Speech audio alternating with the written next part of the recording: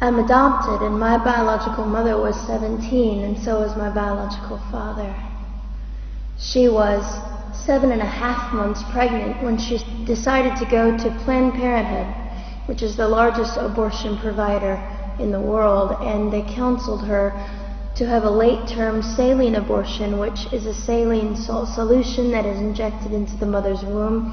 The baby gulps that solution, it burns the baby inside and out, and then she is to deliver a dead baby within 24 hours. And to everyone's great shock and surprise, I didn't arrive dead but alive on April the 6th, 1977 in a Los Angeles County abortion clinic.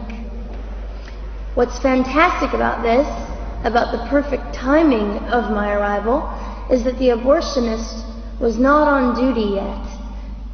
So he wasn't even given the opportunity to continue on with his plan for my life, which was death. And I know that I am in a government building, and a beautiful one it is, and I love your country as well as my own.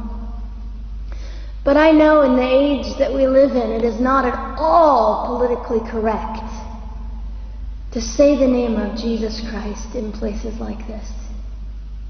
To bring him into these sorts of meetings, because his name can make people so terribly uncomfortable.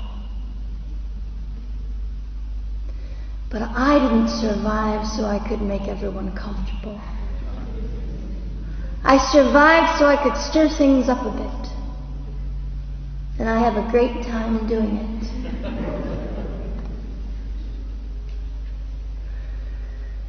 And so I was delivered alive, as I've already said, after 18 hours. I should be blind, I should be burned, I should be dead. And yet I'm not. You know what is fantastic vindication is the fact that the abortionist had to sign my birth certificate. So I know who he is.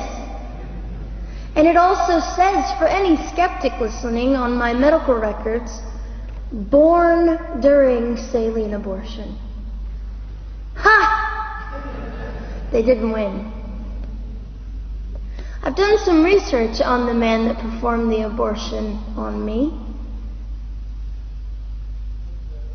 And his clinics are the largest chain of clinics in the United States of America, and they gross $70 million a year.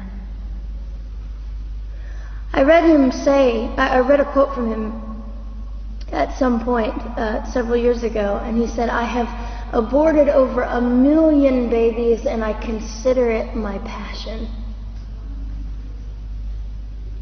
I tell you these things because, listen, ladies and gentlemen, we are in an interesting battle, whether we realize it or not, in this world. It is a battle between life and death. What side are you on?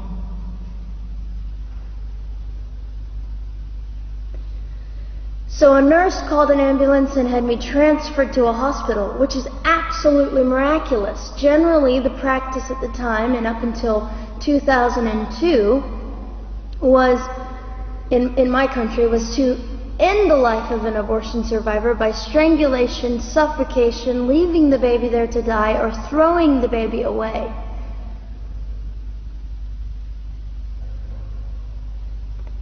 But on August the 5th, 2002, my extraordinary President Bush signed into law the Born Alive Infants Protection Act to prevent that from occurring anymore. You see, we're playing for keeps. We're playing for, I'm hoping to be hated by the time that I die so that I can feel God about me and understand what it was to be hated. He was hated. Christ was hated. And not that I look forward to being hated, but I know along my journey, I know I'm already hated because I declare life. I say, you didn't get me. The silent Holocaust didn't win over me. And my mission, ladies and gentlemen, among many things, is this: to infuse humanity into a debate that we have just compartmentalized and set on a shelf and said it is an issue. We have removed our emotions. We are becoming harder. Do you really want that? How much are you willing to take, and how much are you willing to risk to speak the truth in love and graciousness and stand up and at least be willing to be hated? Or at the end of the day, is it all about you or me? And so, after that, I was placed in an emergency foster care home where they decided they didn't like me very well, and as I'm fond of saying, I don't know how you could not adore me right from the start. What is wrong with these people? But they didn't. You see, I've been hated since conception by so many, and loved by so many more, but most especially by God. I'm His girl. You don't mess with God's girl. I got a sign on my forehead that says, you better be nice to me because my Father runs the world. So after I was placed in the mean home, I was taken out of the mean home and placed into another home, a beautiful home, Penny's home. And she said by this time I was 17 months old, 32 pounds of dead weight, and diagnosed with what I considered to be the gift of cerebral palsy, which was caused directly by the lack of oxygen to my brain while I was trying to survive. Now I am just compelled to say this. If abortion is merely about women's rights, ladies and gentlemen, then what were mine? There was not a radical feminist standing up and yelling about how my rights were being violated that day. In fact, my life was being snuffed out in the name of women's rights. And ladies and gentlemen, I would not have cerebral palsy had I not survived all of this. So when I hear the appalling, disgusting argument that we should have abortions because the child just might be disabled, the horror that fills my heart.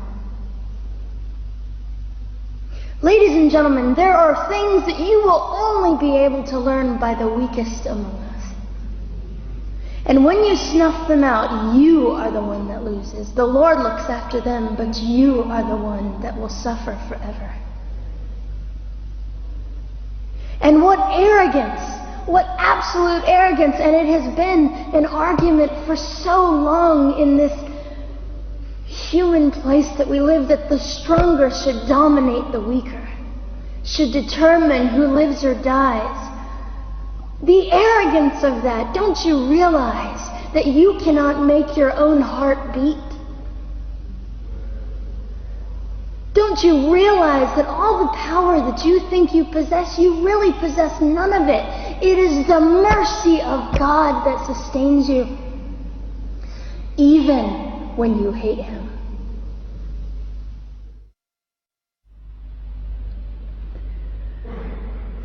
So they looked at my dear Penny and they said, Gianna will never be anything, which is always encouraging. And she decided to ignore them, and she worked with me 3 times a day, and I began to hold up my head, and they said, well, Gianna will never this and never that. Long story shorter, I was walking by the age of 3.5 with a walker and leg braces, and I stand up here today with a mild little limp, and without a walker and leg braces. I fall gracefully sometimes and very ungracefully at other times, depending on the situation. but I consider it all for the glory of God. You see, ladies and gentlemen, I am weaker than most of you, but this is my sermon. And what a small price to pay to be able to blaze through the world as I do and offer hope. And I think in our misunderstanding of the way things work, we misunderstand how beautiful suffering can be. I don't willingly sign up for it, but when it comes, we forget. We forget that God is in control and God has a way of making the most miserable thing beautiful.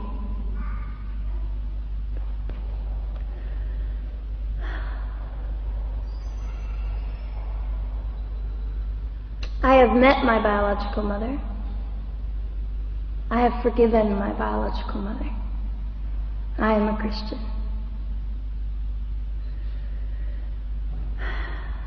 She's a very broken woman. She came to an event I was having 2 years ago, showed up unannounced, and said, "Hello, I'm your mother."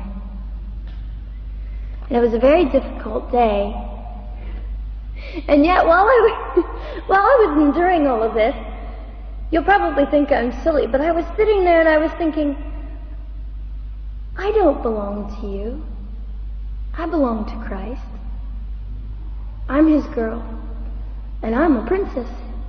So no matter what you say, in all your anger and brokenness and rage, it's not mine to keep. It's not mine to carry, and I won't. I was saying all this inside. So ladies and gentlemen, you have an opportunity. But for just a brief moment, I would like to speak directly to the men in this room and do something that is never done. Men, you are made for greatness. You are made to stand up and be men. You are made to defend women and children, not stand by and turn your head when you know murder is occurring and do nothing about it. You are not made to use women and leave us alone. You are made to be kind and great and gracious and strong and stand for something. Because men, listen to me, I am too tired to do your job. Women, you are not made for abuse. You are not made to sit and not know your worth and your value. You are made to be fought for forever. So now is your moment. What sort of people are you going to be? I trust incredible. I trust, men, you will rise to the occasion.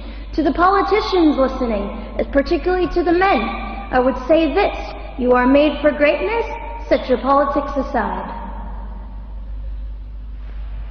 You are made to defend what is right and good. This fiery young girl will stand here and say, now's your moment. What sort of man do you want to be? A man obsessed with your own glory, or a man obsessed with the glory of God?